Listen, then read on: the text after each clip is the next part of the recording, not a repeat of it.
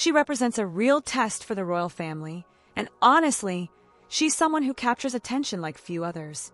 Here's someone who began with basically nothing and rose to become a genuine international celebrity. That path she took to reach such heights never sat well with Meghan when it came to the way people mocked them, criticized their actions, labeled them as those Eton-educated stockbrokers or similar things. She really disliked their lack of seriousness. Then after that shooting weekend getaway, suddenly everyone was saying, wow, the incredible efforts they put in at Children's Hospital Los Angeles are almost beyond belief. From my perspective as a mom, I see two key things here. First, it's completely ordinary for parents, grandparents, and the whole family to wonder aloud about what their newest little one will turn out to be like. This wasn't some formal press event. It wasn't an official statement coming from the palace to set things straight. The whole thing originated in a book. When Tom Bower started sharing with reporters what he called fresh, solidly backed information about Lilibet Diana Mountbatten-Windsor, the response within royal inner circles came fast and carried a lot of discomfort. This wasn't some random gossip that had spread online. This came from a writer famous for digging deep, backing everything up with solid sources, and never letting go once he starts pursuing something. Right in the middle of all this fallout was Meghan Markle, now dealing with doubts that had nothing to do with her feelings or what she meant to do. Instead, people were questioning whether the facts lined up and if the version the public had accepted had quietly moved away from what actually happened. Today we're going to look closely at exactly what Bower says he's found out, the reasons the palace decided against stepping in, and the way a little girl's personal story turned into perhaps the most delicate point of conflict so far. The whole situation didn't break through with big, screaming headlines at first. It came through quieter channels, discreet conversations with top editors based in London, early copies of the book marked up with notes highlighting key sections, and that well-known name popping up again among people who cover the royals. Tom Bower. Anyone familiar with how he works picked up on the significance right away. Whenever Bower decides to take another look at something, he's almost never just guessing or tossing out ideas. His goal is to reshape the way the public understands the facts. Journalists who sat in on those initial discussions said he wasn't rolling out one big bombshell. What he was doing was offering a correction to the record. He pointed out inconsistencies in the way people had come to view the events around Lilibet Diana Mountbatten-Windsor. His attention stayed on the procedures followed, when things happened, and who got credited for what, rather than trying to assign blame or dig into anyone's reasons. He kept his wording careful and exact. There were no direct charges thrown around, no appeals to people's feelings, just a straightforward statement that certain parts of the story had moved away from what could actually be proven. That difference really counted for something. Editors who specialize in royal stories responded with a lot of caution. For a long time now, anything involving the children of royals has been handled very carefully, often to the point where people avoid it altogether if they can. But Tom Bower's track record makes that usual caution harder to stick with. People know he builds his work on sources inside organizations, cross-checks different versions of events, and keeps pushing forward even when everyone else backs off. This wasn't idle talk floating around on Twitter or wherever. Here was a respected writer saying outright that part of the accepted account needed another look. The level of importance shot up fast because the focus landed squarely on Meghan Markle. The way she had shared her experiences as a mother and the choices around her daughter's name came across as strong, heartfelt, and very personal, something private she chose to open up about. Now Bower's involvement risked changing how that whole account looked. Not that it was deliberately wrong or meant to mislead, but that it might have left out important pieces or gotten some details off. In just a matter of hours, the discussions on news shows changed their feel. People stopped debating whether the topic was too delicate to touch. The real question became whether what had been said matched the actual facts. From what those in the know reported, Bower zeroed in on the methods used to share information, who gave the go-ahead for certain ways of presenting things, and which official verifications had taken place, or hadn't. He apparently brought up conversations he'd had, sequences of dates and events, and explanations given privately that somehow stayed out of public view. The overall impact felt quiet, but it unsettled things noticeably. He wasn't questioning anyone's affection or what they hoped to achieve. What he questioned was who got to say what happened and on what basis. The pictures and video clips made the unease even stronger. News segments kept running the original clips where the announcement came out, photos from those first reports, shots of the outside of Portland Hospital. All the while, presenters would remind everyone watching that rules around patient privacy meant no one could officially confirm medical specifics. Those visuals carried a sense of organization and established routines, which stood in clear opposition to the warm, personal way the story had first been told. Inside the walls of Buckingham Palace, people reacted right away, and opinions split quickly. Those who report on royals talked about two distinct groups forming almost immediately. One side pushed hard for a complete hands-off approach. They pointed out that any kind of statement touching on a child's experiences would look like the institution was overstepping its role. The opposing side worried that if Bauer's points went without any pushback, they'd eventually settle in as the new accepted version. That internal disagreement slowed down any kind of unified reply. The people advising the palace saw the danger clearly. When someone who investigates seriously puts forward what they call a fact-based adjustment, choosing to say nothing can easily get interpreted as agreement. At the same time, pushing back might give more weight to someone else's challenge against a version the palace hadn't created or put out there originally. Remember, this correction didn't come from inside the palace. It came from outside.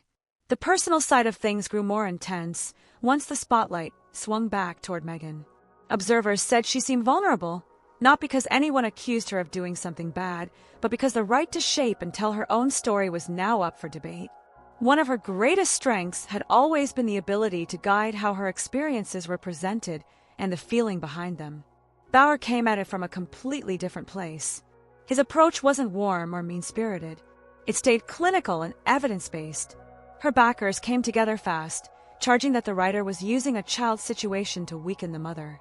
Those on the other side pushed back, saying the examination targeted grown-ups and official systems, not the little girl herself. Just the back and forth over that point kept the whole thing alive longer than it might have been. Prince Harry's part in it all moved to the background. People analyzing the situation pointed out how he stayed out of the initial wave of responses. No quotes came from him through usual channels. He made no visible move to explain the situation or put it in context. A few thought his lawyers had set strict limits on what he could say. Others took his quietness as a sign of being unsure about the best way forward. Pretty soon the basic opposition became obvious. You had one side, an author laying out adjustments supported by evidence and records. On the opposite side sat a widely shared account built around someone's own words and the emotions tied to them. Caught in between were official bodies tied up by rules, traditions, and the need to respect privacy, so they hesitated to jump in. By the close of that first full day, the way headlines were written had adjusted noticeably. Phrases like fresh insight and setting the facts straight started appearing where words like scandal or drama had been before. The change felt small, but it carried real weight. What used to be about people's emotions had turned into something about what the official paperwork actually said. Royal reporters kept stressing one important thing. Bauer wasn't claiming some kind of plot or cover-up. What he put forward was that everyone had heard a streamlined take on what happened, one that didn't quite match up with how things really work inside official circles. If that idea stayed out there without being addressed, it would stick around no matter how much solid proof anyone had. When darkness came that night, still no official words came out. Nothing from the palace itself. Nothing from anyone speaking for Meghan. People interpreted that quiet in completely opposite ways. For some it showed they felt secure enough to let the whole thing blow over. For others it looked like the exact opposite, maybe a sign of real worry. One thing no one could argue with, the seriousness of a situation had changed. A story that once stayed carefully guarded had now entered territory where people could fight over what really happened. And after that line gets crossed, every moment of silence afterward adds its own pressure. The case had been opened again, and because of that, everything at stake felt different now. Day 2 opened with a noticeable gap that carried more meaning than any loud denial could have. Buckingham Palace put out nothing. No adjustment to the record, no background explanation, no quiet pointers given to journalists they usually trust. For a place that often gently nudges reporting back on track whenever things start to wander from the facts, this total lack of movement stood out sharply. Those who cover royals picked up on it immediately. When the subject involves grown royal family members, staying silent can serve a purpose. When it touches the kids, the rule has usually been complete non-involvement. This particular instance fell awkwardly somewhere in the middle of those two approaches. Tom Bower wasn't pressing the palace to speak about the child directly. What he questioned was how grown people had explained procedures, agreements, and official sign-offs. That subtle difference made every decision inside the palace more complicated. Behind closed doors, the advisors split into clear opposing views. One group kept insisting that answering it all would only give more credibility to an outsider trying to rewrite something that belonged to the family alone. They repeated that since the palace never created or released the version in question, it had no duty to protect it or fix it. The other group kept warning that letting Bower's version stand without challenge could allow it to become the default understanding over time. That sharp division kept everyone frozen while they debated what to do. Meanwhile, the way media covered things swung firmly in Meghan Markle's direction.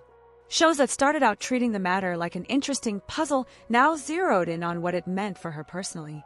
The mood moved from mild interest to talking about real fallout. People on air debated back and forth whether what Meghan had said earlier about Lilibet's arrival and naming came up short on details, made things sound simpler than they were, or just got taken the wrong way. The exact label mattered less than where the conversation was heading overall.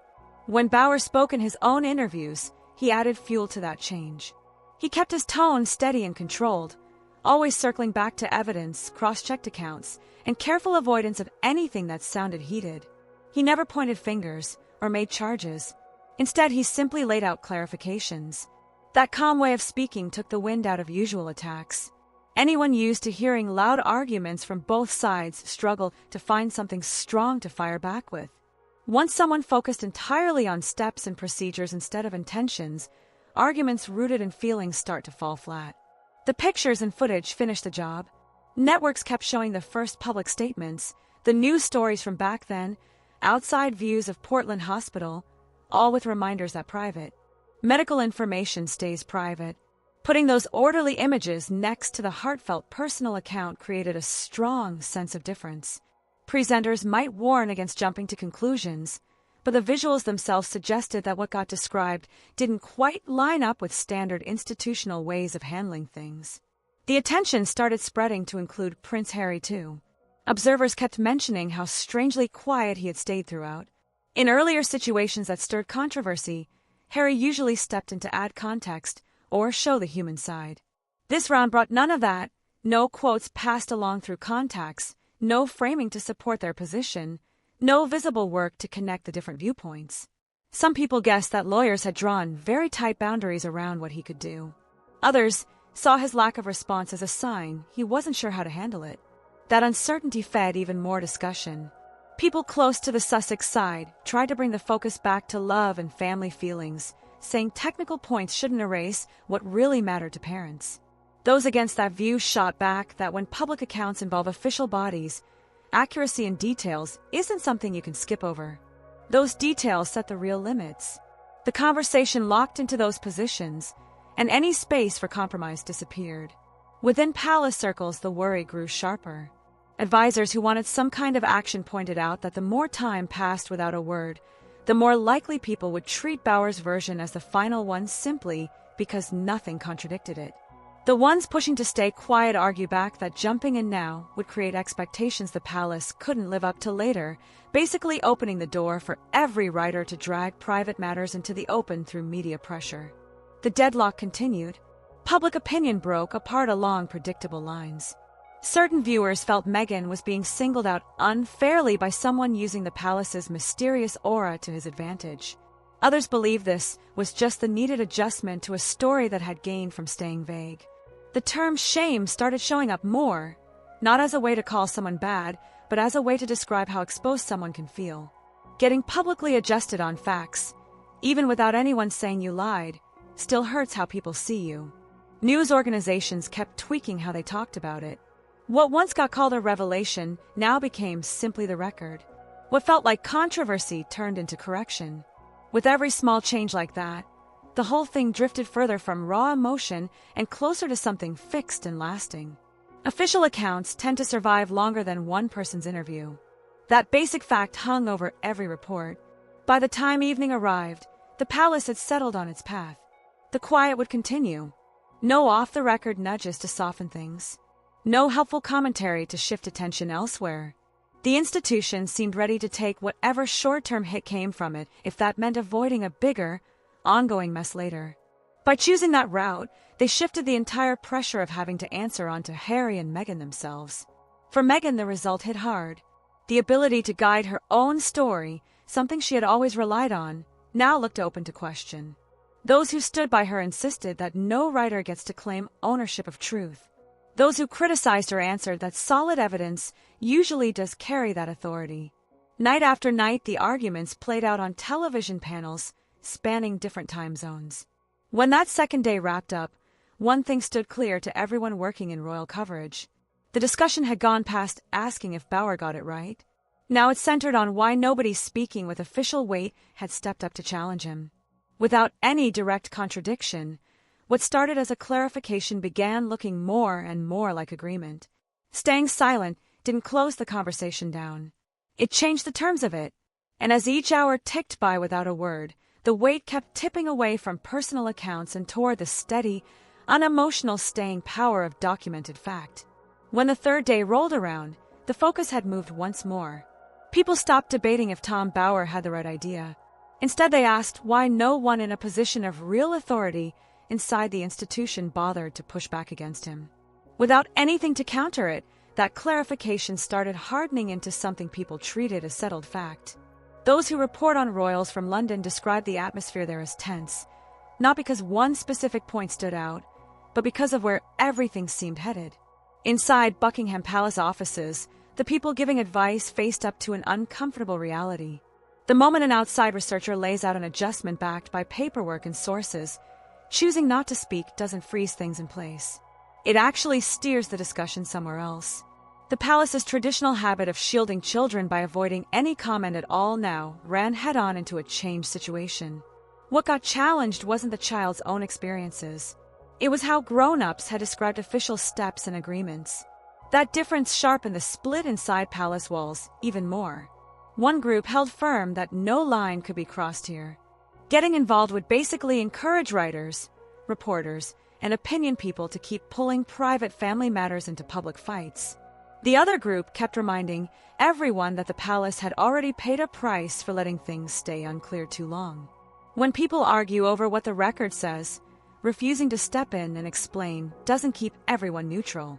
It ends up picking a side by default. That hard calculation guided what came next. Absolutely nothing. No background talk. No unnamed statement fixing things. No soft suggestions passed through reliable contacts. The palace decided to hold its ground, figuring that any harm done would still be better than creating an expectation they could never take back later. While the palace stayed put, the spotlight kept swinging back to Meghan Markle without letting up. The way stories got framed grew tighter and less forgiving. Commentators spent less time on what she meant to do and more on what might happen because of it. The word shame kept coming up again, not meant as a judgment on character, but as a way to capture how vulnerable someone looks when left without support. Having an investigator publicly adjust the facts without any official answer carries a real cost to reputation, no matter what the original goal was. Clips from her more recent public moments got replayed through a harsher filter. Analysts warned against trying to guess feelings from body language alone. Still, those visual cues carried real power. A smile that looked effortful, eyes that turned away. News stories presented those as signs of struggling to hold on to control over how her story got told. People who supported her pushed back hard, saying you can't use how someone looks as proof of anything. Those against her answered that how things appear doesn't wait around for solid evidence to catch up. The difference between her side's usual emotional tone and Bauer's steady delivery made the gap feel even wider. He stayed composed, always bringing things back to paperwork, sequences of events, and things that had been double-checked. He steered clear of guesswork entirely. That careful approach made it tough for anyone to counter with pure feeling. Once the conversation centers on steps taken, rather than reasons behind them, it moves away from heart and toward files and folders. Prince Harry stayed mostly out of sight through it all. Observers pointed out how different this was from how he usually handled things. In earlier conflicts, he would often try to add background or show the personal side. This time brought none of those efforts. No quotes shared through usual routes, no framing to back their perspective, no visible push to restate what they said happened. A few thought his legal team had limited him to saying nothing. Others felt he simply lacked a strong way to answer something presented as a fact-based adjustment. That lack of presence carried real effects. People covering royals argued that Harry's decision to stay quiet put the whole weight of defending the story onto Meghan alone. Whether fair or not, that impression grew stronger and made her seem more isolated. The partnership, once shown as completely together against outside forces, now looked uneven when it came to responding. The words media use kept changing too. Discussions moved away from asking what actually took place and started asking what would last over time. They pointed out that official records tend to survive longer than spoken accounts. Once an adjustment gets added to the permanent collection of information, later versions tend to start from there unless someone with equal standing challenges it directly. That basic fact kept weighing on everyone's mind. Behind closed doors, people advising warned about the longer-term pattern. Even if interest died down and disappeared from front pages, bits and pieces would keep coming back in endnotes, life stories, and chronological summaries. Every time it resurfaced, the same question would return. Why did no one ever challenge the adjustment? When it comes to how people view someone, corrections that go unanswered just keep adding weight over time. You could see the personal toll clearly. People close to Meghan talked about how deeply the shift hurt her, saying that important shades of meaning had been taken away. They insisted that fine points about process don't cancel out the real love and significance for parents. Those who disagreed answered that when stories reach into official territory, they have to match reality, not just come from a good place. The two sides couldn't meet because they were working from completely different ideas of what counts as true. Royal experts kept coming back to one key separation. There's the truth people live every day, and then there's the truth that gets written down officially. The lived version belongs to families and their private world. The recorded version belongs to organizations and systems. When those two pull apart, the institutional one usually ends up lasting longer, especially once solid evidence backs it up. As more days passed that week, the coverage lost some heat without ever settling the main disagreement. The palace made no move. Bower held his position. Harry and Meghan stayed out of it. Gradually, the whole thing slipped into the background, becoming something people refer to rather than a daily story. That shift into the background carried its own kind of judgment. From now on, whenever anyone brings up Lilibet Diana Mountbatten Windsor in the future, there will be a quiet note attached, not because of anything she herself did, but because grown people argued over how her arrival got described. The real price of that argument will show up slowly over years in lost trust rather than splashy headlines. For the palace itself, this whole episode drove home an old lesson in a new form. Staying silent can guard important lines, but it also leaves space for other versions to take root. For Meghan, it became one of those unusual times when her usual command over how things get told slipped away, not from some big mistake or scandal, but simply from someone else offering a corrected version. For Harry, it highlighted how his usual role as someone who explains and softens things weakens when arguments shift from feelings to hard facts. Nothing got proven beyond doubt in front of everyone. No one made formal accusations of wrongdoing. Still, the change left its mark clearly. The accepted account had moved, and along with it, who holds the upper hand in telling things. In the world of monarchy, individual stories rise and fall away. What gets written into records tends to stay.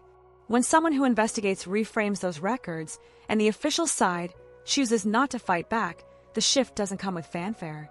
It just quietly becomes the version that people accept moving forward. That's exactly why this particular moment carried weight. Not because it uncovered some hidden truth people didn't know, but because it changed what will stick in memory long after the immediate attention dies down.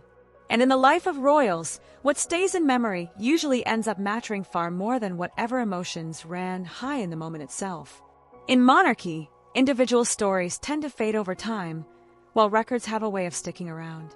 If you're interested in going deeper into topics like how power works inside the royal world, the influence writers can have, and those key turning points that reshape how legacies get seen, go ahead and subscribe, give it a like, and pass it along to others. The reason matters. The moment the accepted record changes, everything connected to it starts moving too.